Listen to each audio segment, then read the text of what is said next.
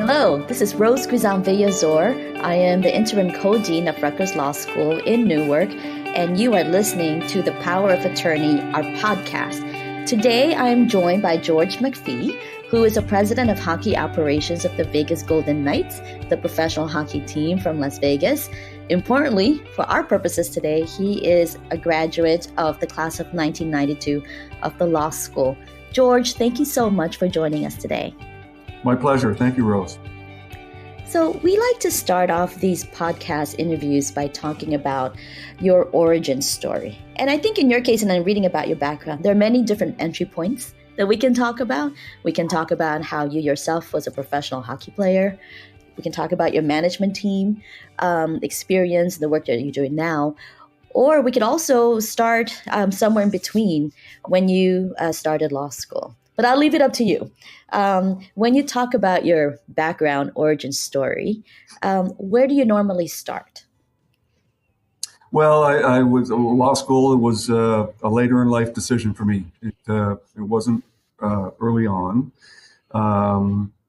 As I'm sure you have some first gen law school graduates, college graduates. I'm one of those.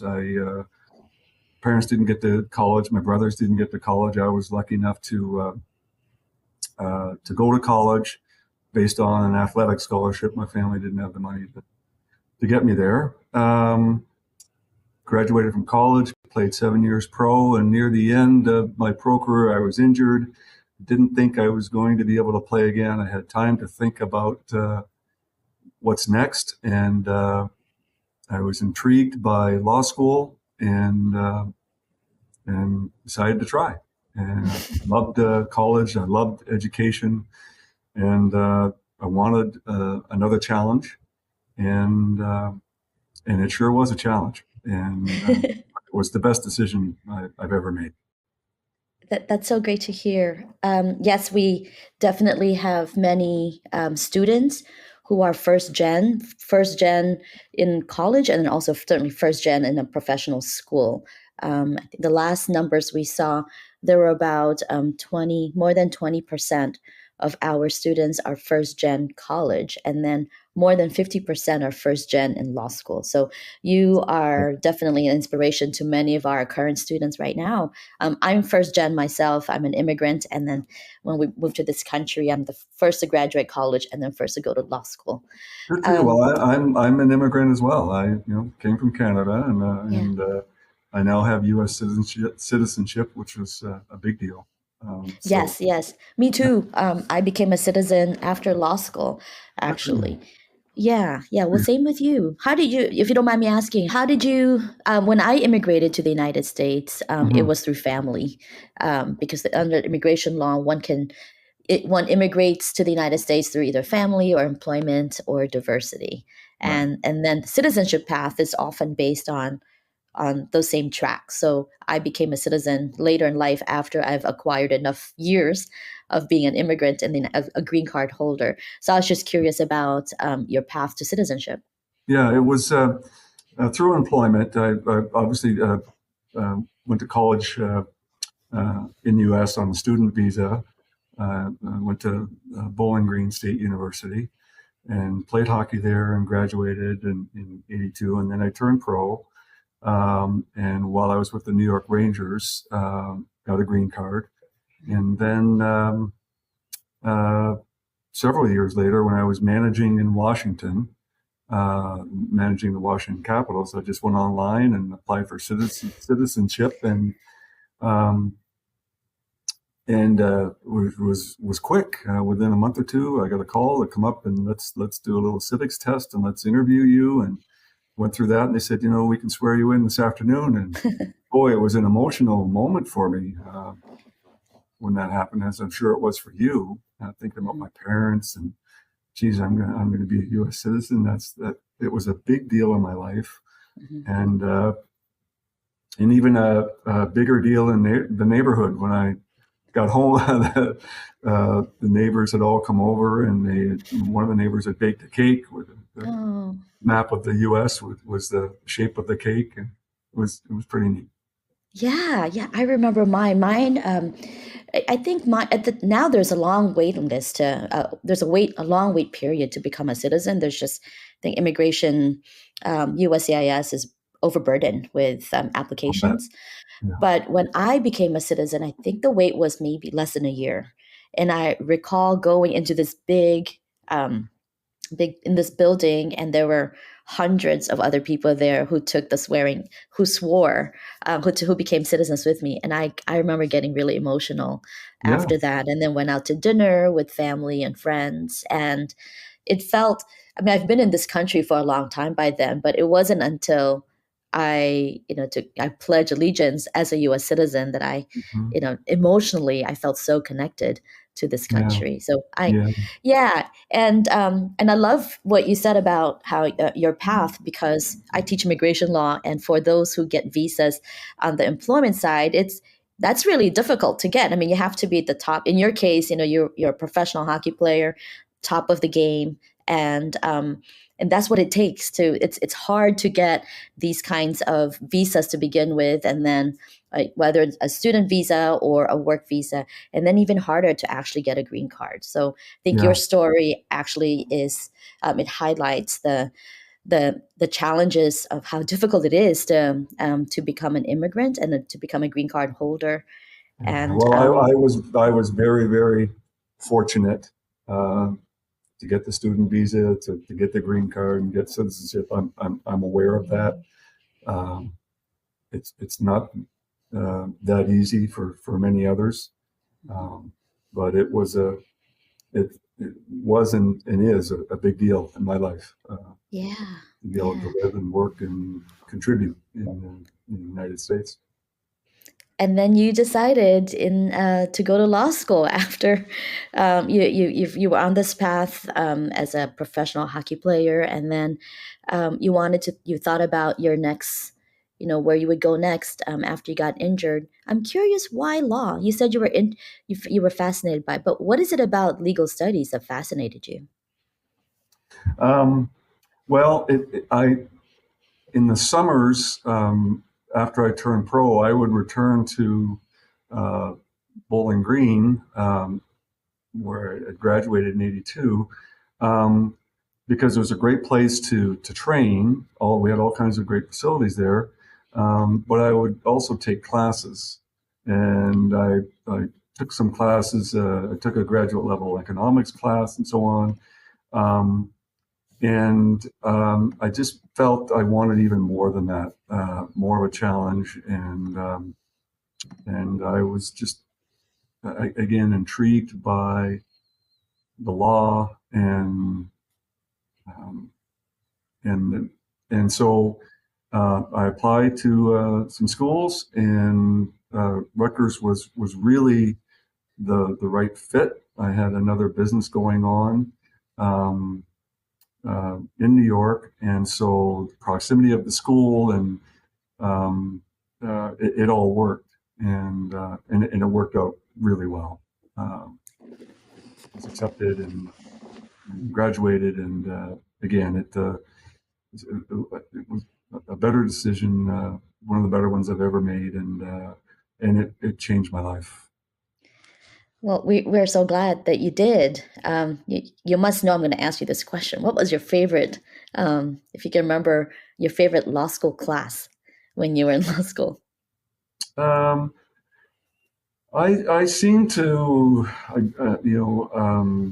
I liked labor law. I liked antitrust law, probably because of the sports background. Mhm. And right at that time, there was a lot going on between the NHL, the league, and the Players Association. Um, they were involved in some serious collective bargaining. Um, for a number of years there while I was in school. The Players Association had hired a new executive director, and and he really the players were then really well organized and really challenging the league in ways that they never had before. And so I was intrigued by that whole process, and I thought that when I went to school, when I went to could I return to hockey in some capacity?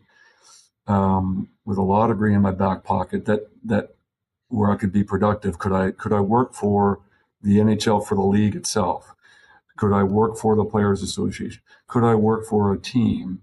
Could I represent players? So in just that little area, there were 4 different options.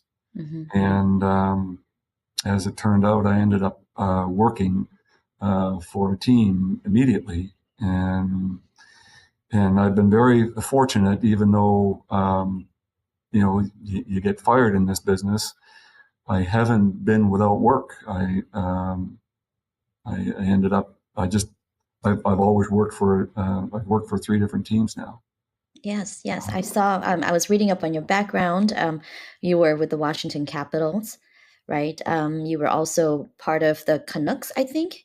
Was that Yes, right? Were you? I started with the Vancouver Canucks right out of law school, and then uh, I actually had an opportunity to join the league after my Oh, first year in Vancouver to work at the league offices and sort of be the second in command, which was a really it was a big job. I, I I I didn't do it because I didn't think I was quite ready for that, mm, and so I stayed in Vancouver another 4 years. Then I had 17 years of work in Washington as the manager, and then 2 years with the New York Islanders as an advisor, and this is my 7th year in Vegas.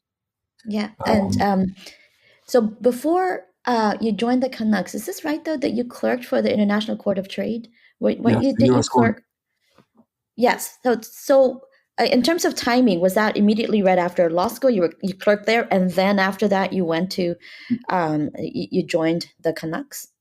No, it was. I would say it's more of an internship than Ah, a clerkship, and I worked there um, in the summer before my 3rd year. oh, I see. I see. Yeah, Got it. yeah. Okay, yeah. So it's interesting to me that you said that you were offered this job after law school, right? To basically be, what did you say, the assistant general manager, but you felt that you weren't ready for that yet. It was a big job. It would have been the director of hockey operations for the National Hockey League. So Okay. Gary Bettman is the commissioner, and at that time it was probably yeah, the second, whatever you would want to call it, most powerful job in hockey. And I really wanted to work for Commissioner Bettman. He's a lawyer and Mhm. who has a phenomenal mind and does a great job with the league. I at the it was a great interview process,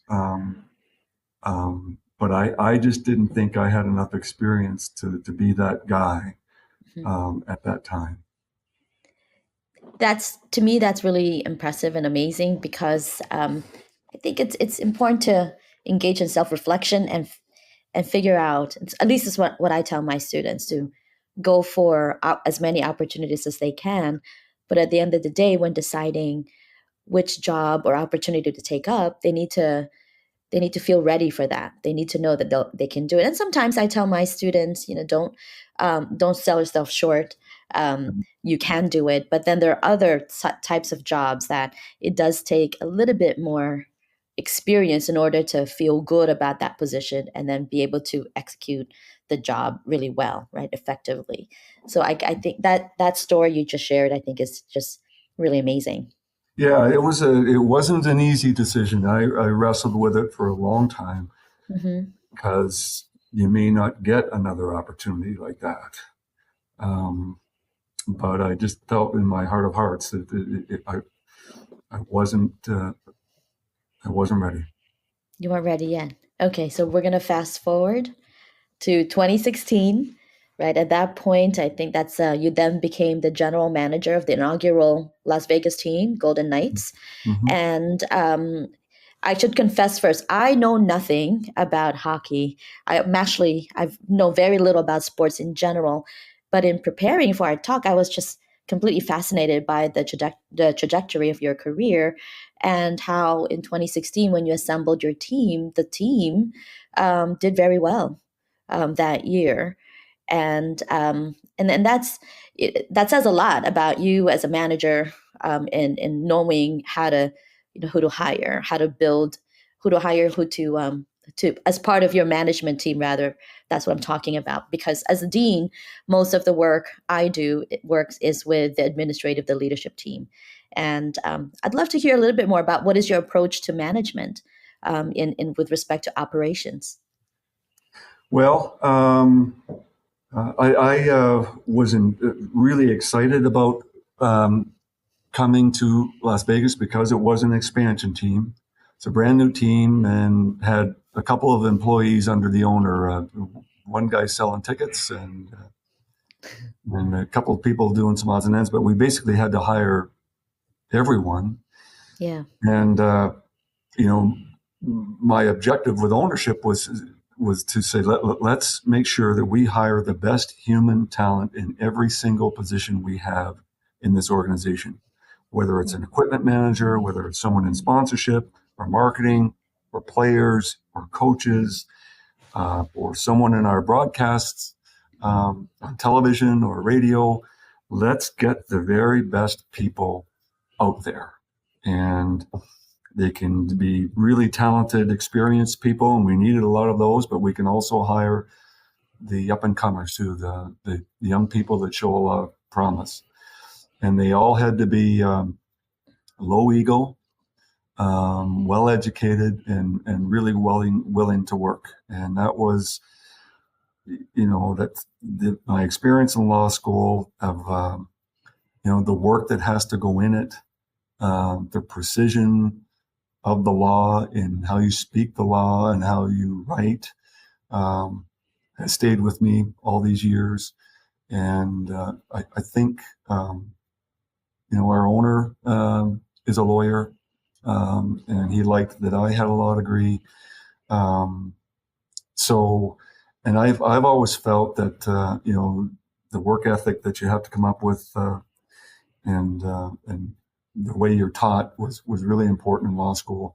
But it's where it's really helped me the most is in hiring people, to take a look at that resume and understanding what they've studied and how bright they are, and then meeting the person and making sure that the ego is in the right place. That really helped us here.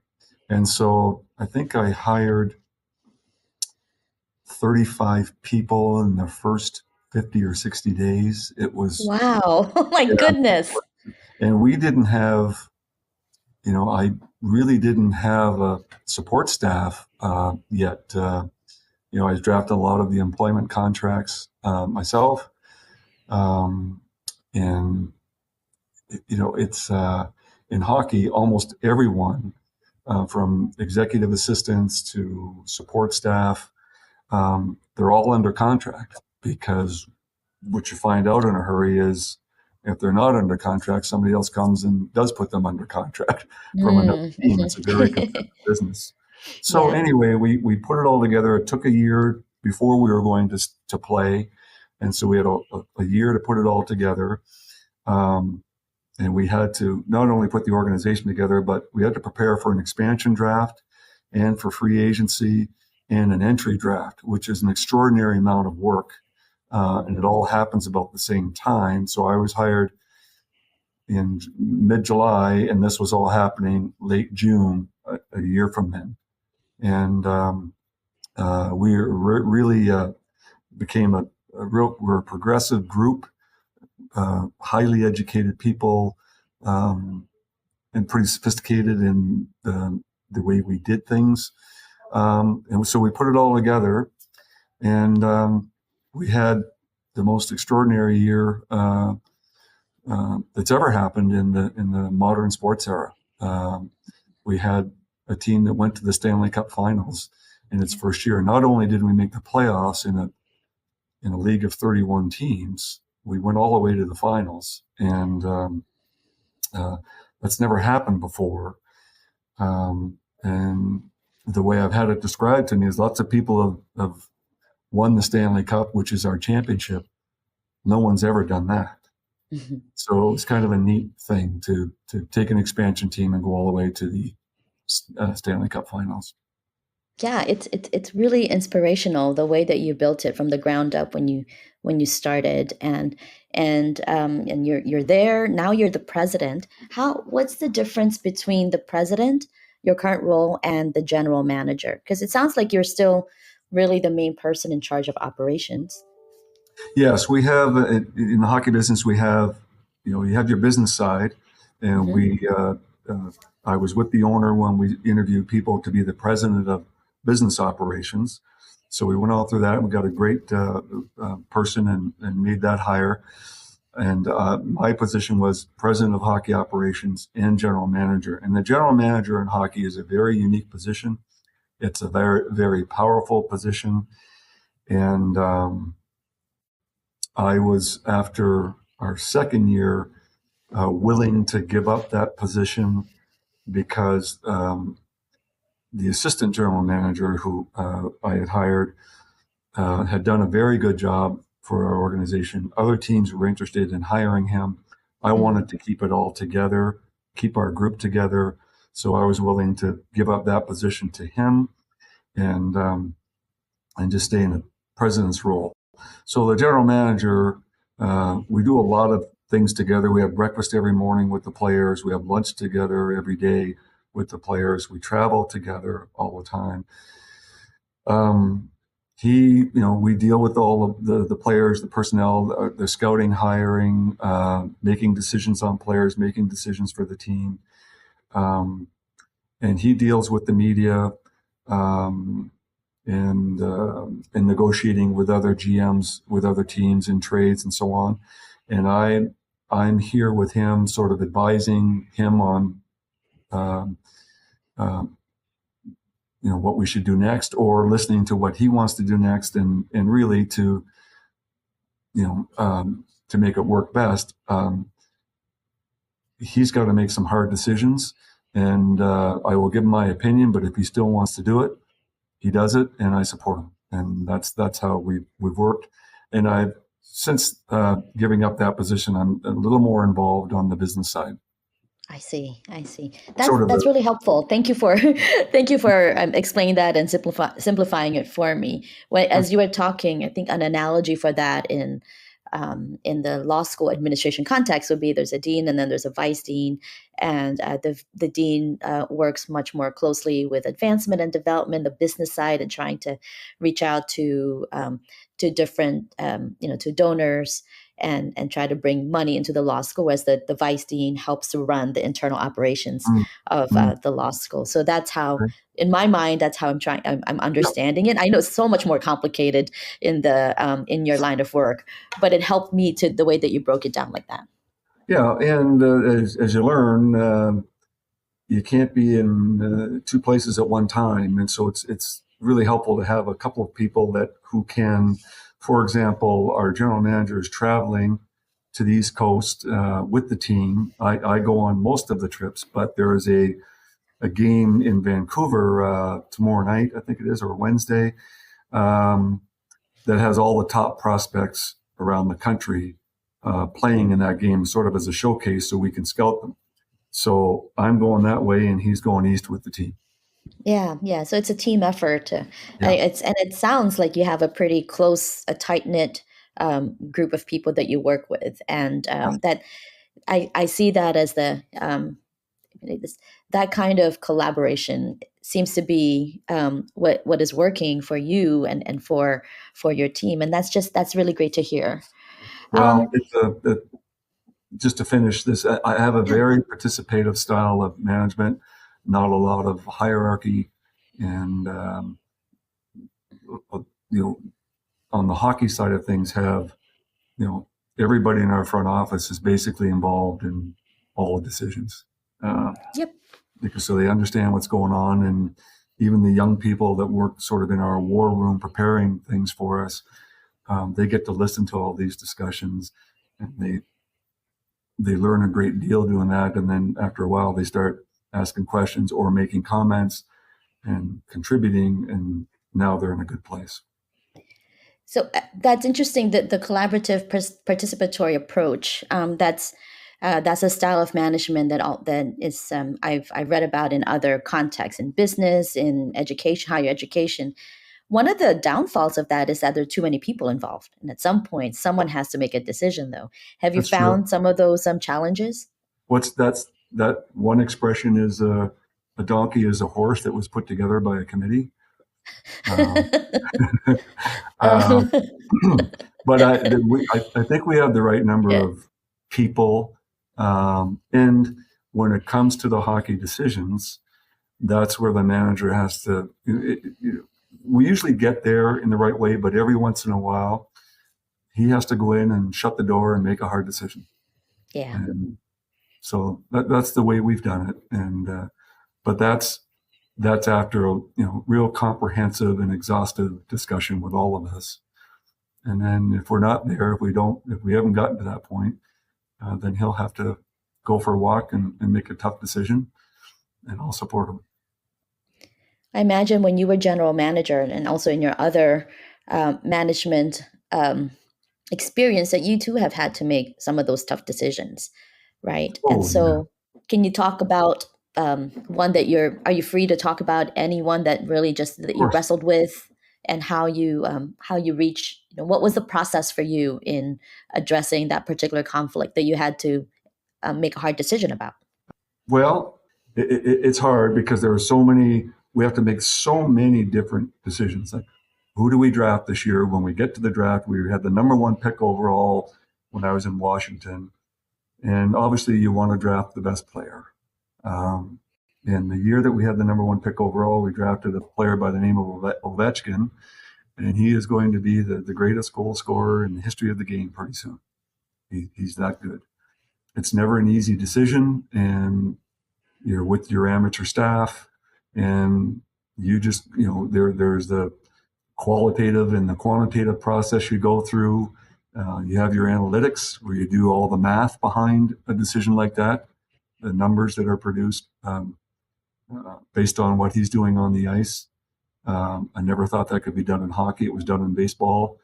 But there's also just the eye test of watching this player play beyond all the numbers and who's the right guy for our team. It's never an easy decision, but it's not an emotional decision like some other things are where you have to trade a player who you like Mm-hmm. personally, who's been with your team a long time. Those are the hard ones for me. Yeah, Um, but philosophy has always been the organization comes first and the individual comes a close second. yeah, And if it's going to make your organization better, you have to do it. You can't look the other way. And so you trade someone who, they're like your kids. Uh, you draft them at 18, you work with them, you develop them, they become players for a long time. And sometimes when they're 31 or 33 or 35, they're starting to age out and you have to make a move. And it's a yeah. hard thing to do when you're really fond of the individual. So those are the processes we go through. Yeah, and thinking about what is in the best interest of the organization, um, and that resonates, I think, with many other industries. Law firms, for example, partners, the managing partners have to make a decision about what's in the best interest of the law firm, Right. whether to expand to another city or to another country, merge with another law firm, or I'm Yeah. thinking of public interest organizations, right? How many more staff attorneys to hire because of changing laws that require additional support for marginalized populations to get direct representation. So it is hard when there are these connections with your teams and players and other members of your team versus thinking about them, the connections with them, and also the larger organization. So those are tough, and it's decisions have to be made. I see that. Yep. And we have one element that you probably don't have to deal with, and that is a fan base.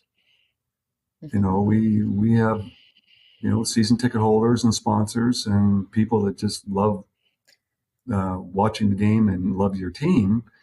That's also an element. that you have to factor in, trading someone that is really popular with a team is not easy.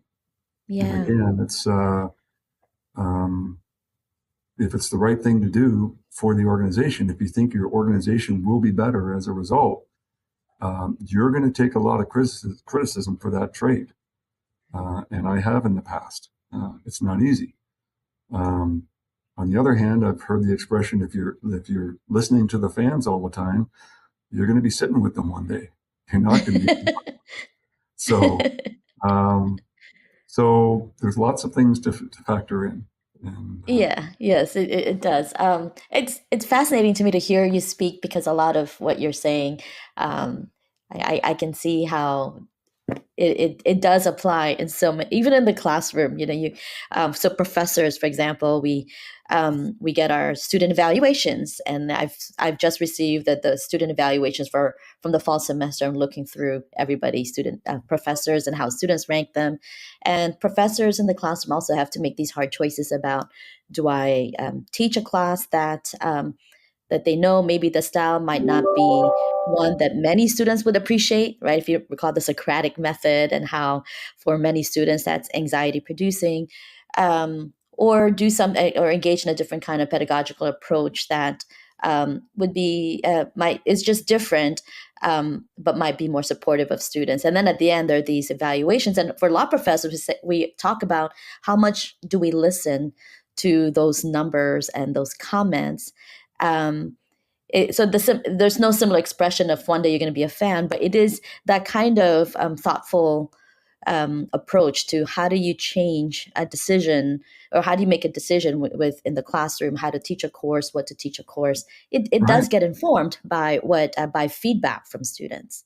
yeah, yeah, and I can imagine that the professor has to figure out what's the best way to teach this course, where they will maximize their learning and be able to take it with them, and then actually perform, walk Hmm. into that class and do it, um, Yeah. up in front of a number of students, whether it's a small class or a big lecture, and but you've got to perform as well. And Hmm. it's not unlike, we try to come up with a way to to win and what's best for our organization. And then when we show up at the arena with our product, there's 18,000 people in the arena expecting a win, and Hmm. you've got to deliver, you've got to perform. And not every class that the professor teaches, or game that we play goes the way you want it. Yeah. But the the in our business, the more you win, the less you get fired. You know, so you have to be good, and professors obviously have to be good, or it's not going to work out for them either. Right, right. For those of us who teach upper level courses, then the reputation that we get in teaching our first year courses ends up affecting how many people enroll in our classes. I mean, there are some classes that are upper level courses that are required for the bar exam, for example, evidence, business association, and business organization, and those typically get a big enrollment because it's on the bar exam. But there are other courses. I teach immigration law, for example, and Hmm. I teach property laws my first year course, and I'm not teaching right now because of teaching those courses because I'm the interim dean.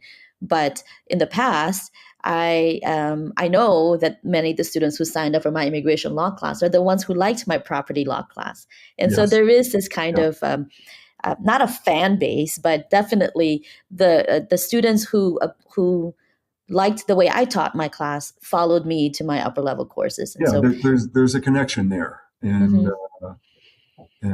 geez, this the first time I had a class with this professor, I learned a lot, like the way it was taught, and so willing to do it again. Yeah, Yeah, yeah, exactly. and that must be Um, fun for you. well, it is fun when I see them in the first day. It's like, oh, hey, good to see you again. I'm glad Yeah. that you're in this class. It is fun. Were there some courses that from law school that you enjoyed more than others? Were there particular courses other than, I mean, labor law, antitrust law? Was there anything else that you liked? Oh yeah, contract law was tough, but absolutely necessary for the business that I'm in now. And again, I was, when I first joined the league, as I said, there was, we had a very difficult time with the Players Association because they had a new leader and they were pushing back on everything. And our Gary, our new commissioner had come on, but there were a lot of things that had to be cleaned up with the league. We had to get to another level, and we had a standard form contract with the league that between the player and the club, but it was full of holes and all kinds of addenda could be drafted and all kinds of bonuses and other things put into these contracts that made no sense. And it was just it was really good that I knew something about contract law when in that situation, because there were just a lot of things um, that I didn't want to draft and didn't want to put into contracts, and we did a pretty good job with it. But now, all these years later, these things are all buttoned down. Mm-hmm. But it was difficult then, and I was the first guy to take a player to salary arbitration. The mechanism was in the CBA, but it wasn't being used. The Mm-hmm. players were reluctant to go to salary arbitration with the club for fear of being traded or not signed at all. But again, under the new director of the Players Association, the players were starting to file. And I told the players, if you file for arbitration, we're probably going. We're probably Mm-hmm. going to go to arbitration, and we did. And I was we were the first club to do it, and I was on my own. And there was a lot to that, going to the salary arbitration, and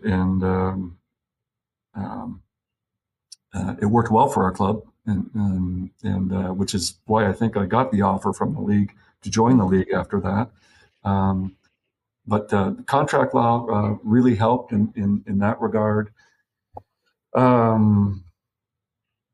Con law was really kind of neat, given that I grew up in Canada and here I am trying to understand what goes on in this country and how things have developed. Yeah, criminal law, criminal procedure. I liked all those courses. It was for a guy that was just reading sports pages, for 7 years as a pro and a few books here and there. It was a big change for me to jump into law school, and it wasn't easy, and it shouldn't be. But there's a dark side of it. I enjoyed the process. I enjoyed learning. I enjoyed what the challenge was. It was, at that time, it was an intellectual challenge, and sort of a perseverance challenge, unlike what I was doing in professional hockey, and which was all, your body is your asset. You've got to be a good thinker, but you could, with physical willpower, change the course of a game or a shift or a play. Whereas in law school, it's your brain. That's your real asset. And so it was a real contrast in experiences for me.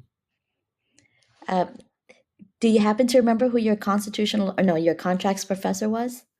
Oh, Professor, I'll never forget him. Professor Sklar, he called on me a number of times and twisted me in knots and everything else. And he was an impressive guy, and he was hard, and hard on everybody. You had butterflies when you walked into that class, but it worked. You had to be prepared. You had to do the work.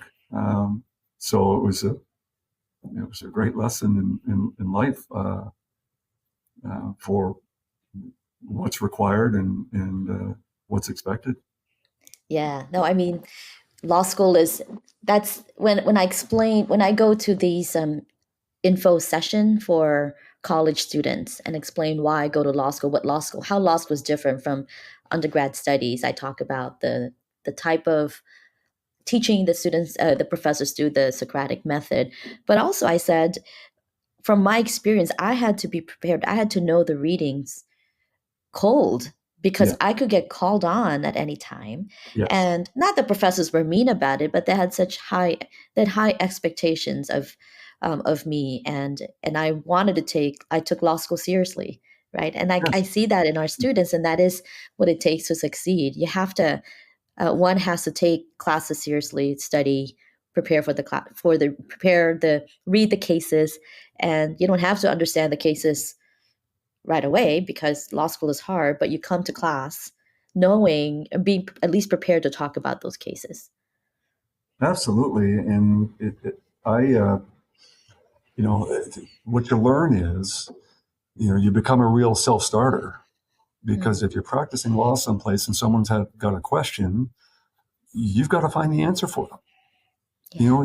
You've got to, you can't rely on other people, um, because these people are relying on you. So, um, if you want to be able to help, if you want to be good at what you do, you've got to put the work in. You've got to understand it. And again, that was I thought it was a phenomenal education, um, to work through all of that reading, to be able to prepare for class every day, uh, was hard, day after day after day. It's hard. It was a grind, but the benefits of doing that, as I said, and I said this at the gala, it stays with you the rest of your life. Hmm. Uh, if you want to be productive um, and do the right things and be successful in the right ways, however you define success, you've got to put the work in. And um, you, you know, I try to outwork everybody else. I know that there are some of our current law students right now who'll be listening to this, and you said the words grind, challenging law school, and it is. What Yeah. got you through those hard years of while you were in law school? It's interesting. There was a moment, um, before I explain how you get through, and it's usually finding the right study groups and so on. Um, but I remember we were, boy, 6 or 8 weeks in, and it was a Sunday night, and I was studying at home, and I felt like I was getting behind, and I just felt that, geez, can I really do this? I'll never forget that night because it's like, geez, I just don't. Can I keep going on this? And I thought, a couple of times, maybe I can't.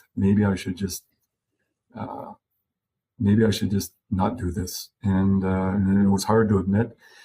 And I thought, you know what? By the end of the night, I said, I can't. I can't quit. I can't quit. Can't do that. Got to find a way. And then it was, you just the persistence, the dedication, the commitment, finding the right study groups, and doing the work. And you find out that, as they often said to us, at one point the light's going to come on as to how law school works. And because you go to class and the professor isn't telling you anything, he's asking a lot of questions, but he's sure not telling you anything. You've got to sort it out for yourself. Mhm. And that's a different kind of process than you learn when you're in college.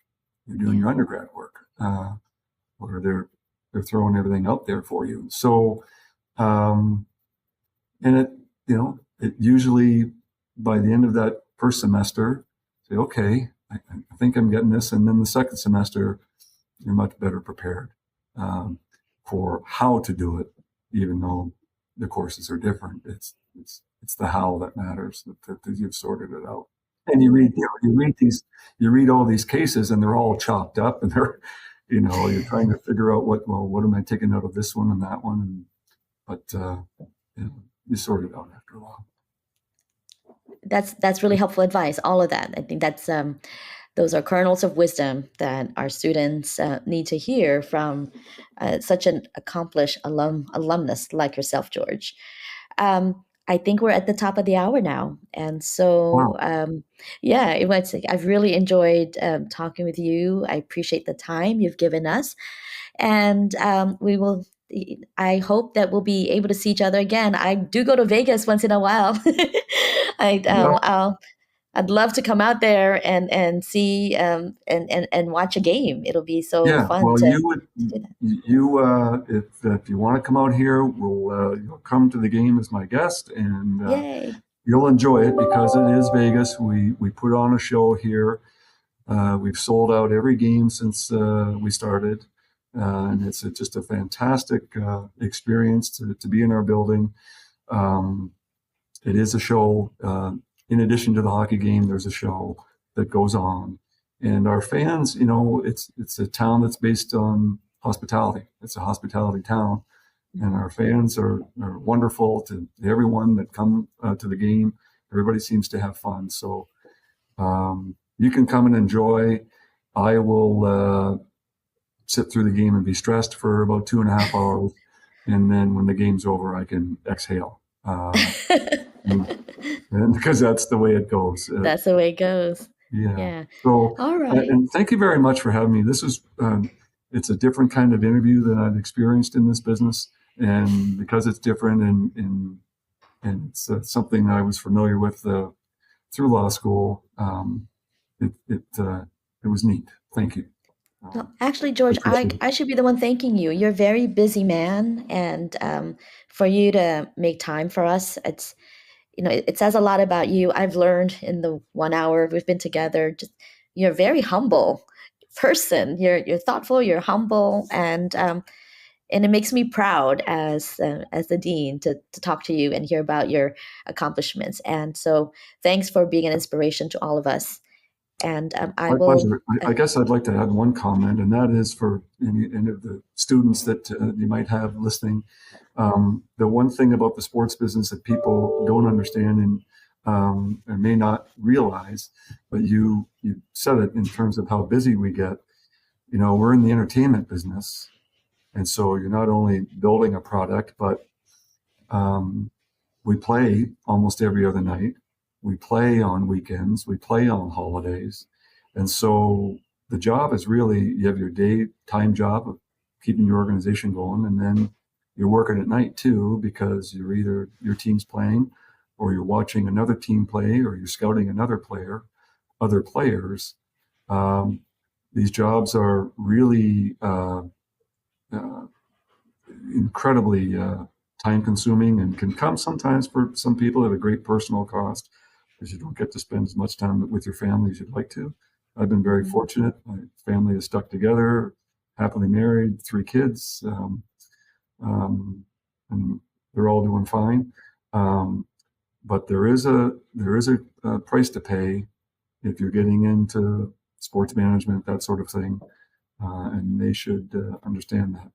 Um, but I, I wouldn't change it for anything because it doesn't feel like work to me. I feel very fortunate to be able to get up every day and come here as you are excited every day when you get up to go to law school. You got a little adrenaline going, and we got to do this today. We got to get this done, and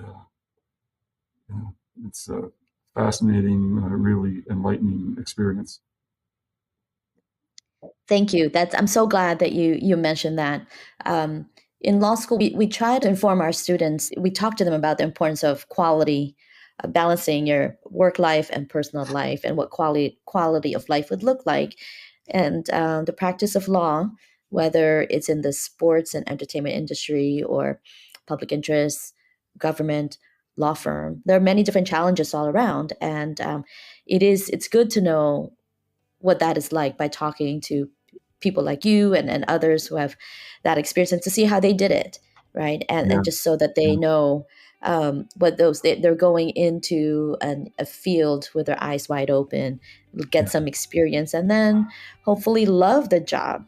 Yeah. Because the law is hard to love sometimes, and the law Yeah. is And it's a can be commitment. so, yeah, It's a it's so, commitment. If but it's you, good to love your job. yeah. Yeah. And I've enjoyed hiring good young lawyers who have, practiced for a few years and then, are they're good young lawyers and they've proved it. And this is a change to come into the sports business. But they're really effective for us. They've been very productive, whether it's negotiating contracts or managing our salary cap, that sort of thing. The young people that are legally trained are they're valuable. They help us a lot. Fantastic. That's great to hear. The Power of Attorney is produced by Rutgers Law School. With 2 locations minutes from Philadelphia and New York City, Rutgers Law offers the prestige and reputation of a large, nationally known university with a personal, small campus experience. Learn more by visiting law.rutgers.edu.